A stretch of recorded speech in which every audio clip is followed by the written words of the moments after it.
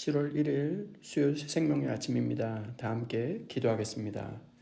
사랑과 은혜가 풍성하신 하나님 아버지, 오늘도 새벽을 깨워 말씀 앞에 서게 하심을 감사합니다. 우리의 마음이 쉽게 판단하고 정죄하는 마음이 아니라 끝까지 품으시는 하나님의 마음을 깨닫게 하여 주옵소서. 오늘 말씀을 통하여 우리의 마음을 새롭게 하실 살아계신 예수 그리스도의 이름으로 기도하옵나이다. 아멘. 오늘 우리에게 주시는 하나님의 말씀은 사무엘하 18장 1절로 9절 말씀입니다. 이에 다윗이 그와 함께한 백성을 찾아가서 천부장과 백부장을 그들 위에 세우고 다윗이 그의 백성을 내보낼세 3분의 1은 요압의 휘하에 3분의 1은 스루야의 아들 요압의 동생 아비새의 휘하에 넘기고 3분의 1은 가드 사람 이때의 휘하에 넘기고 왕이 백성에게 이르되 나도 반드시 너희와 함께 나가리라 하니 백성들이 이르되 왕은 나가지 마소서. 우리가 도망할지라도 그들은 우리에게 마음을 쓰지 아니할 터이요 우리가 절반이나 죽을지라도 우리에게 마음을 쓰지 아니할 터이라. 왕은 우리 10,000명보다 중하시오니 왕은 성읍에 계시다가 우리를 도우심이 좋으니이다 하니라. 왕이 그들에게 이르되 너희가 좋게 여기는 대로 내가 행하리라 하고 문 곁에 왕의 섬에 모든 백성이 100명씩 1000명씩 대를 지어 나가는지라. 왕이 요압과 아비새와 이때에게 명령하여 이르되 나를 위하여 젊은 압살롬을 너그러이 대우하라 하니 왕이 압살롬을 위하여 모든 군 지휘관에게 명령할 때 백성들이 다 들으니라. 이에 백성이 이스라엘을 치러 들로 나가서 에브라임 수풀에서 싸우더니 거기서 이스라엘 백성이 다윗의 부하들에게 패하매 그날 그곳에서 전사자가 많아 20,000명에 이르렀고 그 땅에서 사면으로 퍼져 싸웠으므로 그날에 수풀에서 죽은 자가 칼에 죽은 자보다 많았더라. 압살롬이 다윗의 부하들과 마주치니라. 압살롬이 노새를 탔는데 그 노새가 큰 상수리나무 번성한 가지 아래로 지날 때 압살롬의 머리가 그 상수리나무에 걸림에 그가 공중과 그 땅 사이에 달리고 그가 탔던 노새는 그 아래로 빠져나간지라. 아멘. 저는 오늘 이 본문으로 하나님의 마음을 품는 사람이 되라는 제목으로 하나님 말씀 증거하도록 하겠습니다. 오늘 본문은 전쟁이 시작되는 장면입니다. 다윗은 군대를 세 부대로 나누고 장군들을 세우고 전쟁을 준비합니다. 그런데도 놀랍게도 다윗의 관심은 전쟁이 아니었습니다. 승리가 아니었습니다. 바로 압살롬이었습니다. 5절 말씀 가운데 나를 위하여 젊은 압살롬을 너그러이 대우하라. 이 한마디가 오늘 본문의 중심입니다. 압살롬은 누구입니까? 다윗을 쫓아낸 사람이 아닙니까? 아버지 다윗을 배신한 사람이었습니다. 나라를 찬탈한 사람이었습니다. 그런데 다윗은 그를 반역자라고 부르지 않습니다. 그 아이 젊은 압살롬이라고 부르고 있습니다. 왜 그랬을까요? 왕보다 먼저 아버지였기 때문입니다. 오늘 말씀은 우리에게 이렇게 묻고 있습니다. 나는 사람을 문제로 보고 있습니까? 아니면 하나님이 사랑하시는 한 영혼으로 보고 있습니까? 첫 번째 교훈은 하나님은 죄보다 한 영혼을 먼저 보신다는 것입니다. 5절 말씀입니다. 왕이 요압과 아비새와 이때에게 명령하여 이르되 나를 위하여 젊은 압살롬을 너그러이 대우하라 하니 왕이 압살롬을 위하여 모든 군 지휘관에게 명령할 때 백성들이 다 들으니라. 본문을 자세히 살펴보면 다윗은 압살롬을 죽이지 말라고 하지 않았습니다. 너그러이 대우하라. 이렇게 말합니다. 여기 너그러이라고 하는 히브리어 단어는 레아트라는 단어를 쓰고 있는데 레아트는 부드럽게, 조심스럽게, 자비롭게 대하라는 뜻입니다. 다윗은 압살롬의 죄를 모르는 것이 아닙니다.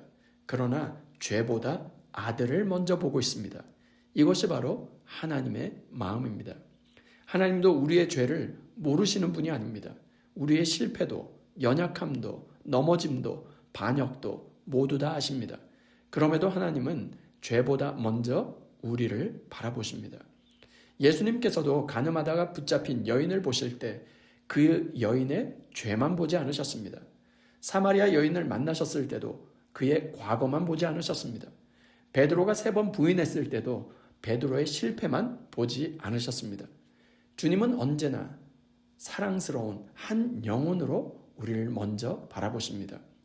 우리도 사람을 바라볼 때 그 사람의 상처보다, 실수보다, 죄보다 먼저 하나님께서 사랑하시는 영혼을 볼 수 있기를 소원합니다.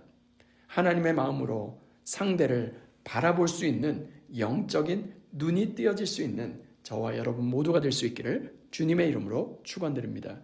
두 번째 교훈은 하나님은 승리보다 하나님의 마음을 더 기뻐하신다는 것입니다. 6절부터 9절 말씀입니다. 이에 백성이 이스라엘을 치러 들로 나가서 에브라임 수풀에서 싸우더니 거기서 이스라엘 백성이 다윗의 부하들에게 패하매 그날 그곳에서 전사자가 많아 2만 명에 이르렀고 그 땅에서 사면으로 퍼져 싸웠으므로 그날의 수풀에서 죽은 자가 칼에 죽은 자보다 많았더라. 압살롬이 다윗의 부하들과 마주치니라.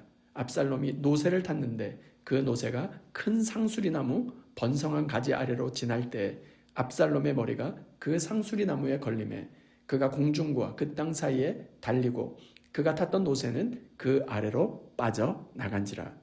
전쟁은 시작됩니다. 이스라엘은 패했습니다. 압살롬은 도망갑니다. 겉으로 보면 승패가 아주 중요해 보이죠. 그러나 성경은 계속해서 다윗의 마음을 그려주고 보여주고 있습니다. 왜였을까요? 하나님께서는 전쟁의 결과보다 왕의 마음을 지켜보고 계시기 때문입니다. 우리는 언제나 눈앞에 보이는 승리를 중요하게 생각합니다. 그러나 하나님은 어떤 마음으로 살아가는지를 먼저 바라보십니다. 사실 예수님도 그러셨습니다. 십자가는 세상의 눈으로 보면 철저한 실패였고 수치였습니다. 그러나 하나님의 사랑은 그 실패처럼 보이는 십자가를 통하여 완성되었습니다. 그래서 하나님의 나라는 강한 사람이 세우는 나라가 아닙니다. 하나님의 마음을 품은 사람이 세워가는 나라인 것입니다. 오늘 우리는 성공하기 위하여 우리 주변에 있는 사람을 잃고 있지는 않습니까?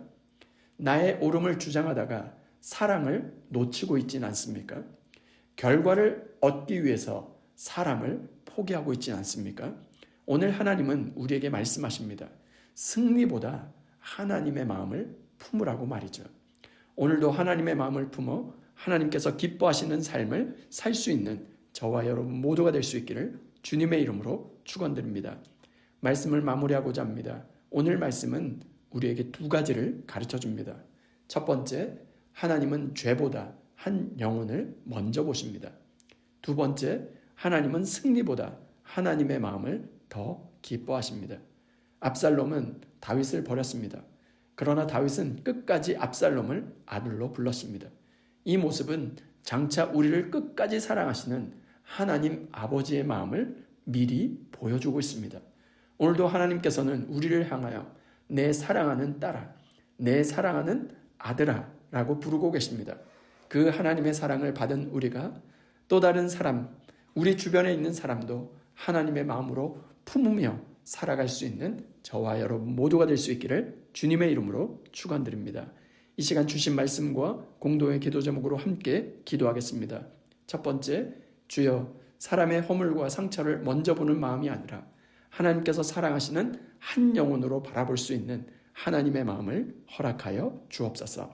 두 번째, 결과와 성공을 쫓기보다 하나님의 마음을 품고 살아가게 하시며 사랑으로 사람을 살리는 믿음의 사람이 되게 하옵소서. 세 번째, 열방 가운데 복음을 전하시는 선교사님들과 선교지를 기억하여 주시고 복음을 듣지 못한 영혼들이 예수 그리스도의 사랑을 만나 생명을 얻는 역사가 일어나게 하옵소서. 공동의 기도 제목과 각자의 기도 제목을 주님께 올려드리며 함께 기도하겠습니다.